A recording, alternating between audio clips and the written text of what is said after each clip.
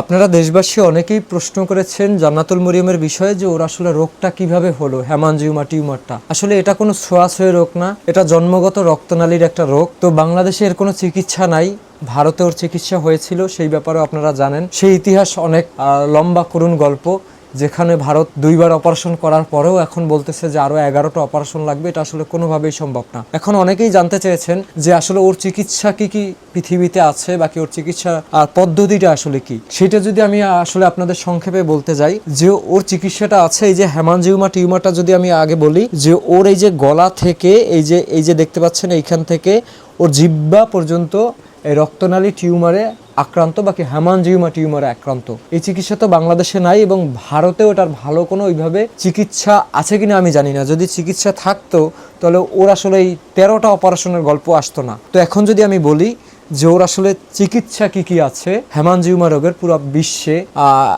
কখনো আপনার যে এই জায়গাটা যদি পুরোপুরি সার্জারি করে তাহলে ওর আসলে এই যে জিহ্বায় ক্ষতিগ্রস্ত হবে এবং ওর আসলে কথা বলতে সমস্যা হবে এবং এখানে একটা দাগ থেকে যাবে, হয়তোবা ঠিকভাবে কথাও বলতে পারবে না। এটা হলো প্রথম মানে সব থেকে সহজ পদ্ধতি। এরপরে যদি আপনি একটু খরচের মধ্যে যান তাহলে আসলে আছে সুই সার্জারি, যেটা সুইয়ের মাধ্যমে আসলে ওর পয়জনগুলা আসলে বের করে আনে।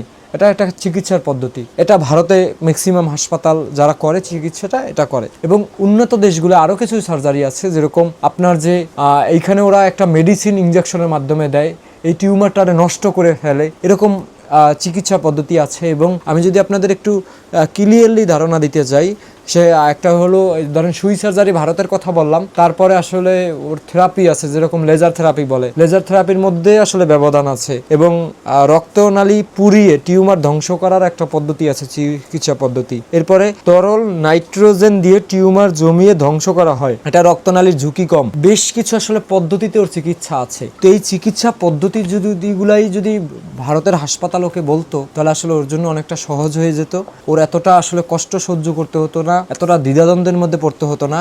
এখন আমি যদি আসলে আপনাদের বলি যে চিকিৎসা কোথায় কোথায় আছে, ওর এই হেমানজিওমা টিউমারের সব থেকে মানে সফল চিকিৎসা 98% এটা হলো জার্মানিতে। কিন্তু সেই জার্মানিতে আসলে মানে মুখের কথা না, যে বাড়ির কাছে জার্মানি চাইলেই নিয়ে যাওয়া যাবে, সেই দেশে ভিসা পাইতে হইলেও অনেক কাঠগড় পোড়াইতে হয়, সেই ব্যাপারে আপনারা জানেন। তো যেই দেশে ওর চিকিৎসা আছে আমি যদি বলি, জার্মানিতে হলো 95%, আমি ভুল বলেছি, আমেরিকায় আছে 92%, চীনে আছে 90%, তারপরে জাপানে আছে 85%, তারপরে দক্ষিণ কোরিয়ায় আছে 80%, তুরস্কে আছে 75%, ভারতে আছে 70%। কিন্তু ভারতের প্রযুক্তি সীমিত, শুধুমাত্র সীমিত এবং অভিজ্ঞতাও সীমিত।